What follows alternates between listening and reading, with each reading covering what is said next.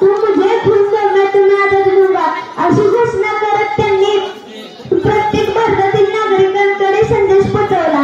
भगत सिंग इन्कलाब जिंदाबाद अशी घोषणा करत त्यांनी प्रत्येक घराघरात सांगितले देशासाठी लढायचं, देशासाठी मरायचं, देशासाठी प्राणपणाला लावायचं, देशासाठी वाटेल ते करायचं, पण देशाला स्वातंत्र्य मिळवून द्यायचं. अशा अनेक क्रांतिकारकांनी आपल्या प्राणांची आहुती दिली. मी जाता एवढेच म्हणेन की हादरली ब्रिटिशांची सत्ताच्या सिंहांच्या गर्जनेने लोकमान्य नेते म्हणून स्वीकारले ज्यांना जनतेने वंदनीय त्यांच्या कार्याला स्मरतो आजही आम्ही सन्मानाने, जय हिंद जय भारत.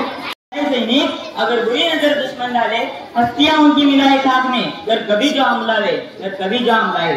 आदरणीय अतिथिगण, मुख्याध्यापक, गृहस्थ और मेरे प्रिय साथियों, मैं सुदेश बाबू प्रकरण आज हम यहाँ क्यों इकट्ठा है ये बताने की जरूरत नहीं है, क्योंकि ये वो दिन है जिसकी बदौलत देश के हर एक कोने में हमारा तिरंगा शान से लहरा रहा है.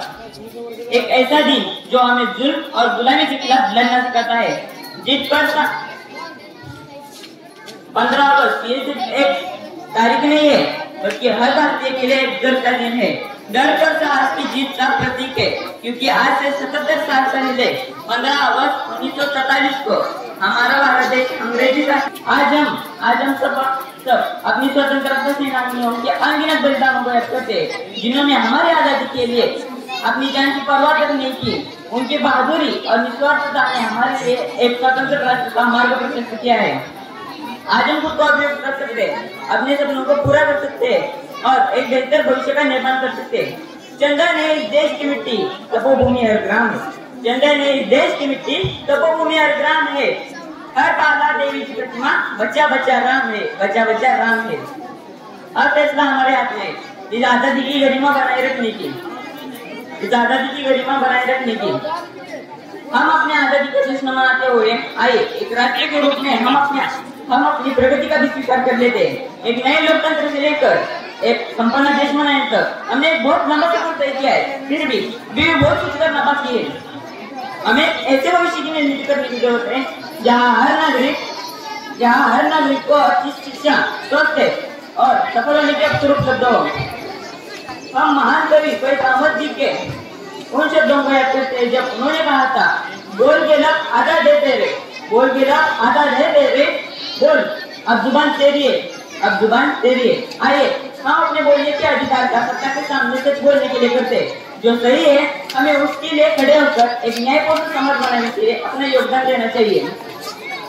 हम पंडित जवाहरलाल नेहरू जी के उन शब्दों को याद करते हैं जब उन्होंने कहा था, भारत देश की सेवा करना मतलब उन लाखों लोगों की सेवा करना जो पीड़ित है.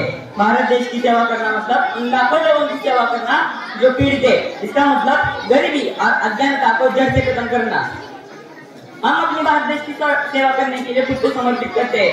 अपनी स्वतंत्रता की रक्षा करने, अपनी एकता की रक्षा करने और आने वाली पीढ़ियों के लिए एक उज्जवल भविष्य का निर्माण करने के लिए हम शपथ लें.